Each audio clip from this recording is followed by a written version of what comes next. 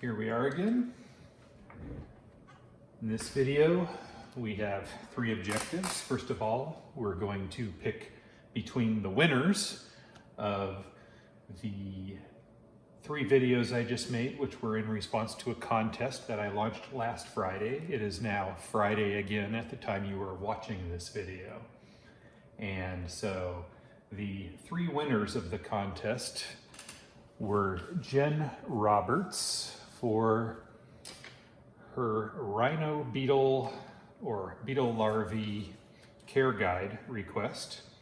Also, a quad insect for his breeding praying mantises video request. And then this last one here, Elisa Laubenstein, I believe is the last name. I scribbled it on the paper here. I apologize if I'm saying your name incorrectly.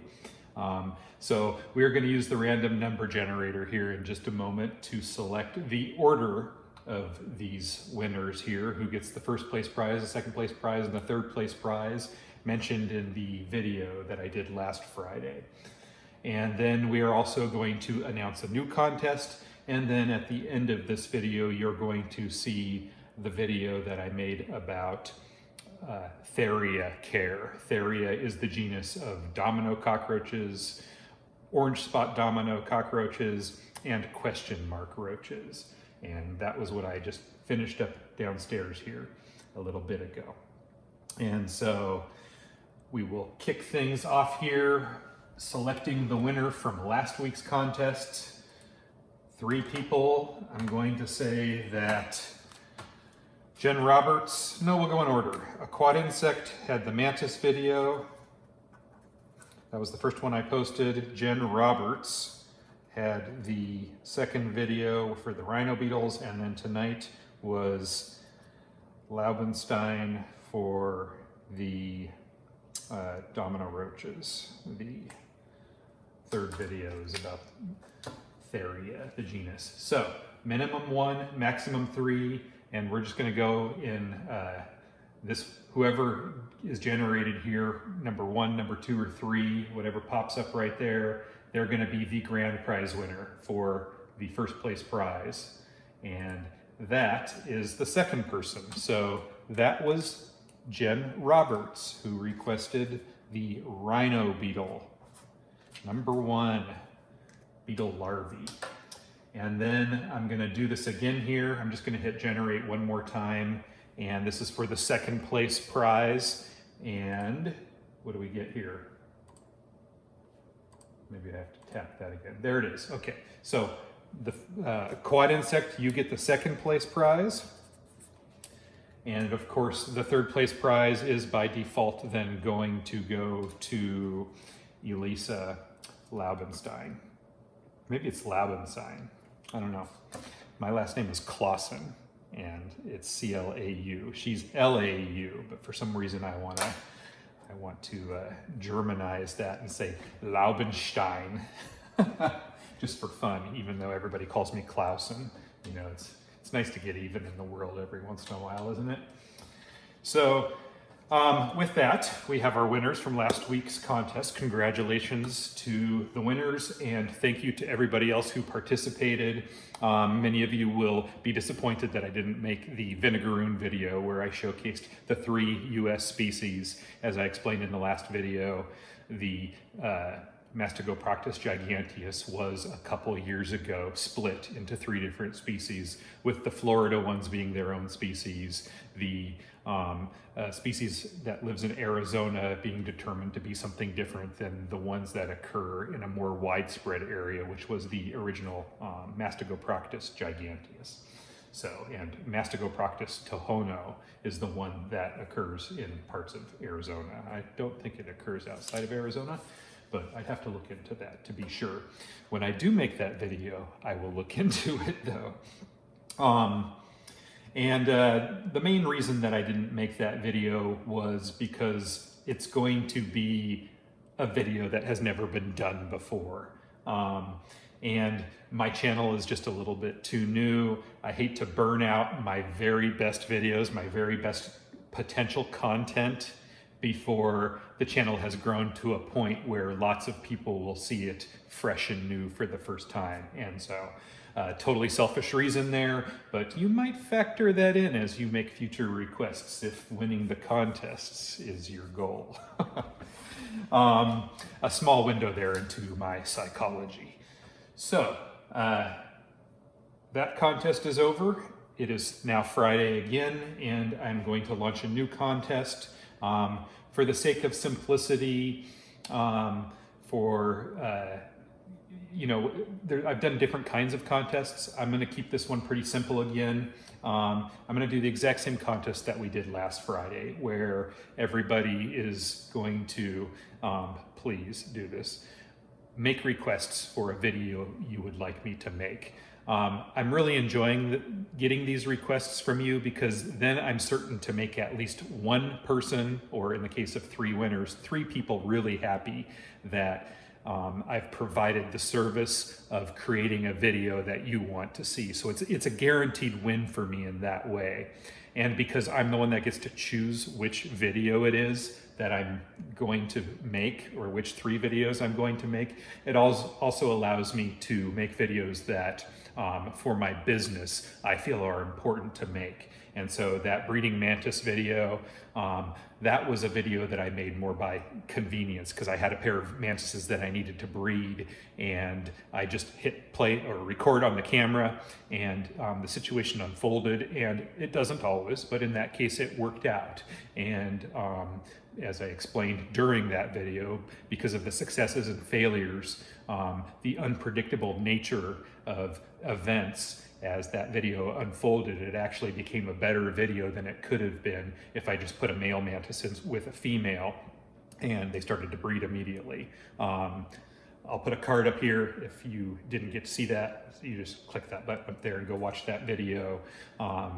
It was a really great video, if I do say so myself, about how as a person we can influence the breeding behaviors of the mantises when they are at first a little reluctant to breed. And because the male lifespan is so short, and because the females will sometimes eat the males, we do, as keepers, have to intervene sometimes to make the right things happen at the right time, because we do have a limited amount of time. In nature, of course, male after male will fly and find the females. In captivity, we might only have one male. And if things don't go right the first time, then not only have we kept ourselves from another generation of offspring, but we have also robbed the male and the female of the opportunity to individually pass their genes on to another generation. And if you only have one male and one female and something goes wrong, then you know that you've not done well by either the male or female.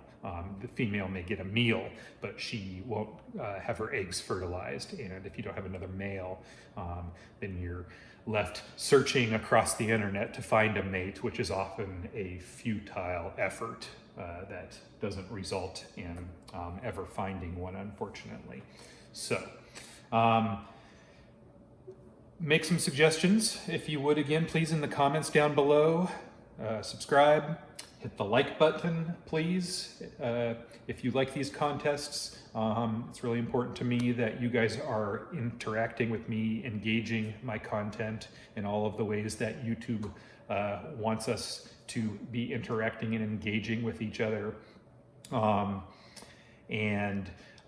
We'll just kind of cycle this through the same way we did it this week, where I'll make one video at a time, and then next Friday I will probably announce the winners again in conjunction with launching a new contest.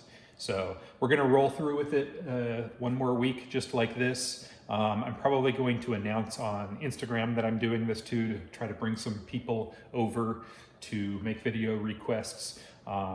Again, I just want to say thank you for motivating me to make these videos. It's something that I really enjoy. I love the bugs. I love keeping them. I love learning about them. I love caring for them. I love reproducing them. I love selling them. I love being a resource for all of the places that I've mentioned in the past, from natural history museums right down to, you know, 4-year-old kids that just grew up loving bugs for reasons that even their parents don't understand. It's very fulfilling for me. I'm very passionate about that. I'm very excited and enthusiastic and motivated to grow this channel. So please help me do that. And thanks again for participating with my channel. All right, let's make that Theria video. Got a bunch of things out here. Just kind of a big mess. I could make it all pretty and everything for you guys, but ain't nobody got time for that. So first thing I'm going to show you, I've got 3 species in this genus.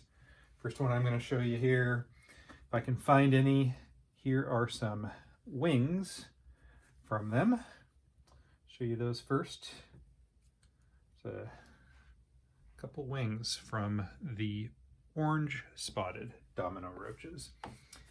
And if I'm lucky, I might be able to find an adult in here. Oh, there's one right there. Good deal. This is Theria regularis. Right there, orange spot domino roach. And I'm also going to show you Theria olegrandjeani. Some people would pronounce it olegrandjeani. The question mark cockroach. It's a pretty good sized one. You can see the question mark symbol on that rather nicely.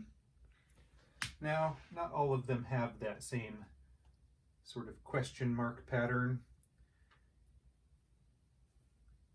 Here's one, for example. Nope, that one has it too. Here's one where it's just a little bit more connected. Not quite connected. There's still a little bit of a black space right between the question mark and that adjacent white marking. In some specimens, it's entirely, as in this one here, it's entirely connected. Now, interestingly, on this one, it's connected on the bottom side, almost into the shape of an S. But on the top side here, the question mark is not connected. So a little bit of variation in the patterning on that species. And we will look at the standard white spot domino roaches now. These are Theria petiveriana. And there are a bunch of adults in this tank here, and they kind of move wildly sometimes. And so here is the normal domino cockroach with the white spots, and of course named after the game Dominoes, maybe a children's game. And I'm going to put that back in here. And then at this point, I'm going to show you with this very old tank. I mean, this is old. I've had them in this tank probably for 10 years, and I have added substrate to this tank sometimes, but what you're looking at here is mostly frass, and what frass is insect poop. And so these are all droppings, and the adults, they have been depositing egg cases in here generation after generation for so many years. There are a few examples right there of what the egg cases look like. Now these ones are already hatched out, and inside of those there could be, it's an ootheca, it's an egg case, and so inside of them there will be a couple rows of eggs, and maybe about 20 eggs, maybe more than that. And then the baby first instar domino roaches will hatch out of that. And of course, this is the adult here. And then this is what a large nymph looks like right here. And I don't know if I have any small nymphs in this container or not. See a jelly cup over here. The adults like to feed on those. Here's a slightly smaller nymph. This is pretty much a medium-sized nymph, believe it or not. The hatchlings and young nymphs are considerably smaller than that. They have a mass just slightly larger than that of Drosophila haiti fruit fly. So I'm not seeing a lot of nymphs in this tank, small nymphs anyway. So you can see how many adults are cruising around in here. And what I'm going to do here is take the opportunity to create a new tank. That's the point of this video. Somebody had asked a question requesting that I make a YouTube video about the care for domino roaches, or the genus Theria, really. And so that's what we're going to do here. And I have this fresh container here that I just cleaned out, all ready to go. We're going to add in some fresh substrate and also some leaf litter, pull over here, and then also some jelly cups. So here we go. Now, you will have seen in the last containers there, I add in new food for them all the time. And the animals, the roaches, are fine living in that substrate without it being changed. I don't have any problems with mold or anything like that. It's a very well-seasoned tank. And by well-seasoned, I mean like years and years and years of just keeping them in there generation after generation. Now, I do have additional tanks. Here's another tank, for example, of domino roaches. And so you see a little jelly cup over there. And anyway, I just saw a little forward fly in there. Pull that thing out here. But we're gonna set up this brand new tank here, and I'm just gonna walk you guys through it from beginning to end. This is coconut fiber here. I'm gonna throw some of that down here in the bottom of it and create a little bit of depth. Now, one of the main reasons for having substrate is that it buffers the humidity in the tank. They will nibble on most any organic matter over time, especially if you keep them in there for years and years. They will eventually convert everything in here. Every little granule of this coconut fiber will be converted to frass over time. And so I've added in a little bit of coconut fiber, and I'm also going to add in a little bit of sand. With species that deposit egg cases, I tend to add in a little bit of sand just to create a little bit of density in there. The nymphs also burrow, and so you'll see the sand in there now. I'll just kind of mix that in with my hand. And then I also have some compost here. It's got some wood bits in it, and basically it's just organic matter, soil, composted materials. Gonna mix that all in there. Gonna look for any big chunks in there, probably pull those out. There's no point in having that in there. And so I'm going to mix it until it's sort of uniform looking, uniform in terms of consistency. And of course, that's just mostly for me. The roaches will do that work themselves over time, no problem. So you can see the depth that I have in here.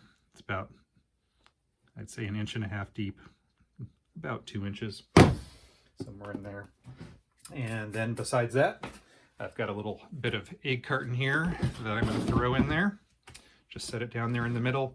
And the point of the egg carton, it's not really necessary. I like to have it in there just so the adults can kind of have some room to maybe breed and get away from the other roaches a little bit.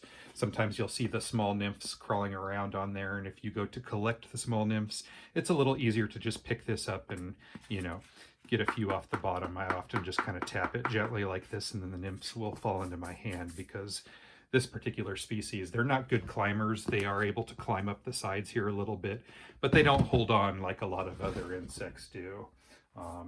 You know, unlike a fly or something which can land upside down on a ceiling, these don't have gripping strength to the same degree. And so then I have some leaves over here too. And looks like I've got some oak leaves here, and this is a maple leaf here. There's a little tiny bit of moss in here. It doesn't matter. They'll eat everything eventually. So I'm going to crush these leaves up in this tank. I tear them into the fine little bits here, and that's so that the younger roaches in particular, they can carry off a little bit away from all the other roaches and sort of eat it in peace, privacy. They'll nibble on things together, but I don't even know what kind of leaf this is. It looks like a leaf from English laurel, but it's sufficiently decayed. You can see how dry it is and crumbly, and so that'll be just fine. And so we have some leaf litter on the surface of this substrate now. Going to drop in a few of these jelly cups. Simply tear the lids off of them like this. And I usually kind of wick up a little bit of this. There's usually a little bit of moisture there on the edge. See that drip right there? There's a drip. And the reason I don't want that extra liquid, that extra moisture to be in here is because it will kind of drip into the substrate and it will sort of gum it up, I guess you could say. And that will cause the substrate in that little region to mold possibly. And worse than it causing the substrate to mold, let's see if I have any examples in this other container over here. Probably not, but what sometimes happens is that the egg cases, like I showed you earlier, these right here, this genus of roaches, Theria, they are renowned for laying tons and tons of these little egg cases. And if the liquid from the jellies kind of seeps into, you see where it's starting to get stuck to the substrate here a little bit, there's egg cases all over the substrate of this tank, and if that mold spreads onto these egg cases, you will actually lose these. They won't be good anymore. And so this one's actually, I can tell just from the way it feels, from how light it is, it's actually one that has hatched already. And so I will kind of tear it open here so you can see what it looks like inside. And just kind of what they look like after time, once the nymphs have all hatched out of it. And so this tank here, it's ready to go. And so the only other step now, actually I'm going to do one other thing. I'm going to drop in some of these fish food pellets here. And these roaches really like those. Leaf litter is really important for this genus of roaches. And really, that's about all you need to do. The only other thing you ever need to worry about, while the nymphs and the adults can tolerate a lot of dryness, with the exception of maybe the new hatchling first instar nymphs, they're a little bit likely to dry out if it's too dry, just because their cuticle hasn't thickened up as much as the older roaches, their cuticle does. But the egg cases, that's a really critical mistake that a lot of people make with this genus, is they don't keep them warm enough, the egg cases warm enough or humid enough. The egg cases do have a tendency to dry out, and so you definitely want to mist that substrate. You'll see that I don't even have any holes in the lid of this. There's no holes in this container base here either. This isn't an airtight seal. And when you look at the amount of substrate that I have in this tank in relationship to the amount of airspace in here, there's a lot of airspace in here. And there was some moisture in some of these substrates that I put in here already. And so that's going to create a little bit of moisture. I'm going to kind of eyeball it here after a day or so. If it starts to look too dry in there, which I sort of know just from experience that it won't, then I might mist in there a little bit. If I start seeing water vapor form on the sides or the lid, then I'm probably not going to mist it for a long time. So, not an airtight seal here. It looks like it's pretty tight, but you can see here that I can even lift this up a little bit. That is not an airtight seal. Now, there's a possibility that the youngest of nymphs will be able to wiggle right through that airspace. And so another thing that I do to prevent them from escaping is I rip off 2 pieces of paper towel. Not all paper towels are created equally in terms of sizing or ripping, but I lay them down here like this. And this will also help to hold in some of the humidity so that I don't have to get in there very often. You know, I can go weeks, maybe even a month without having to open this container because there's enough food in there for them to eat between the substrate that they will process and nibble on, the leaves, the little bit of fish food pellets I put in there. You know, it doesn't hurt you, of course, to check in there frequently, but it's not necessary if you have set them up in the proper way from the beginning. And so you can see now that there is this paper towel in there, and that will prevent the nymphs from squeezing through that not airtight seal right there. Now, depending on how tight or loose the seal is, you may add another layer of paper towels there to prevent them from escaping. It's really a case-by-case situation, and it's always difficult to give recommendations to people about how to set their tank up because no 2 tank sizes are alike. The depth of your substrate here will determine how frequently it needs to be re-wetted, moisture added to it. The amount of airspace between the substrate and the cage will dictate how frequently you need to get in here and add more humidity, whether you have holes in the tank.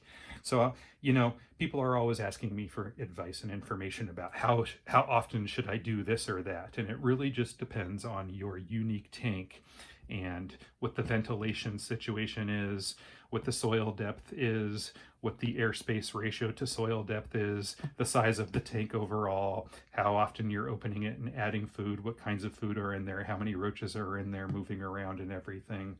It's really just a case-by-case, and only through watching your tank for a few days, watching to see if water vapor is forming on the sides, that's an indication that there's 100% humidity in there, and that's too high.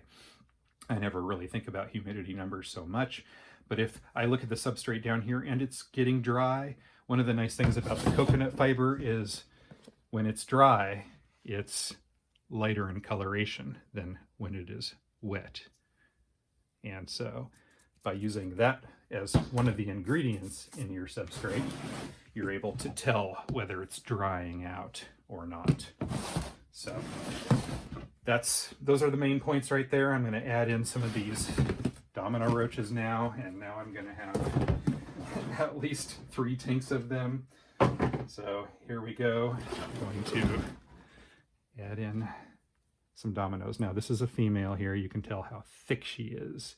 I mean, she's almost the thickness of my finger here, and you can see her egg case would be hanging out of that back area right there. This here is a male. He is lighter bodied. His legs look a little longer. He doesn't have that ovipositor, that terminal appendage hanging out from the base of his wings there. Instead, you just see those 2 cerci, those 2 little thread-like appendages. This here is another female. See her ovipositor there, and maybe if you have the angle on it, you can even see that it's slightly open there.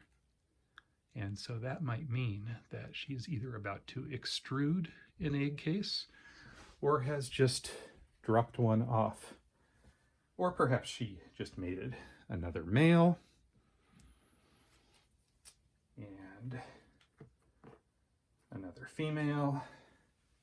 See the ovipositor and some white markings there behind the wings on the abdomen. You can see there in the background that this male, being lighter bodied, he's not filled up with eggs like the females are. He is much more likely to be climbing the side walls of the tank. The nymphs don't do it so much, the females don't do it so much, but the males are very capable of it. And so I'm starting this new tank here with new resources, new foods in it for what will be my next generation of Domino cockroaches, and I will probably run this tank for years, and so you may see it in subsequent videos. This one's getting older. You can see that this male here, he's missing some bits of legs. His coloration has started to fade a little bit. The blacks aren't as black. The whites have sort of yellowed a bit, and he's not moving too terribly well. He was able to right himself, to flip himself over there, but his days are numbered. Another thing that you will see in the tank sometimes, this female here, I don't know what the deal is. It almost looks like some other roaches have kind of nibbled at her. Could have been that. It could have been a combination of that and maybe a little bit of mismolting. That's one of the reasons too that I put this little bit of egg carton in here, is to, if a roach is going to come out of the substrate and maybe molt on this, they can. I've never actually seen a domino roach do that. They seem to molt just fine in the substrate. But I don't know how many we've put in here. We'll take a look in a minute, and this cage is going to look so nice and pretty compared to the first couple I showed you. But there's a bunch of adults in here, and I'm ready to cycle out this old tank. I'll keep it around for a couple more months just in case there are some egg cases that are going to hatch in there. We hate to give up on any of them, and we don't know. We don't always know, even by looking at the outside of an egg case. Oh, there was a wonderful example of something that I want to show you. Trying to be very gentle with it. This is a female here who has an egg case extruded. And so the females, you'll find them like this all the time. They'll lay tons of these egg cases, and like I said, there are upwards of 20 nymphs in there probably. And so they'll just drag around these egg cases like this until they decide to drop them off.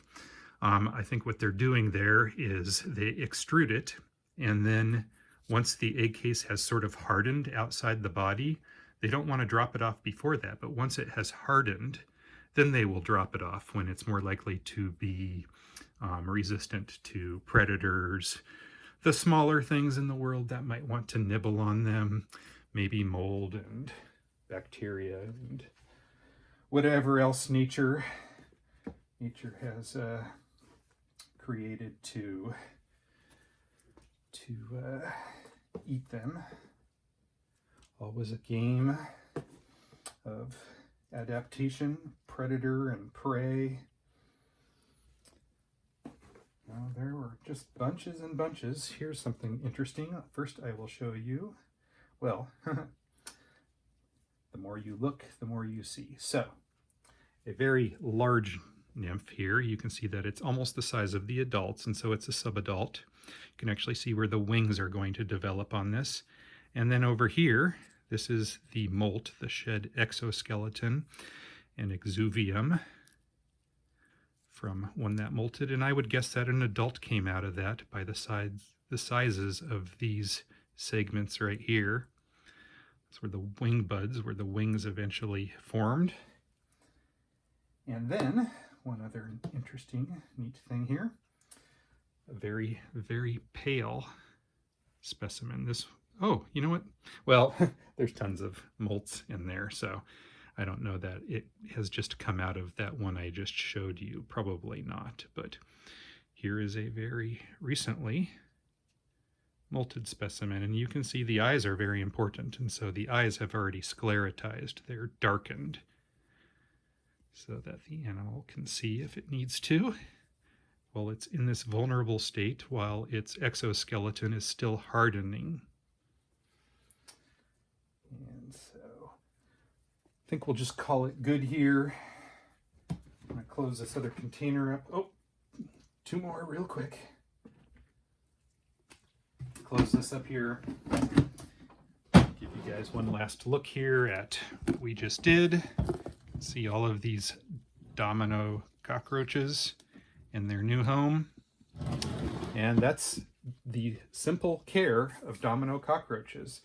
I keep these on a shelf over here above some reptile tanks or some other tanks that have ceramic heat emitters in them. And they are not happy as clams. They're happy as roaches. And pop this lid on here. Get down there, little guy. Straighten this out here a little bit more. And that is a wrap. Thanks for watching. Let me know if you have any questions in the comments down below. Hey, if you like me, give me one of those thumbs up, and please subscribe and hit the little bell so you know when I post next. Please share me with your friends on social media. Thank you for watching.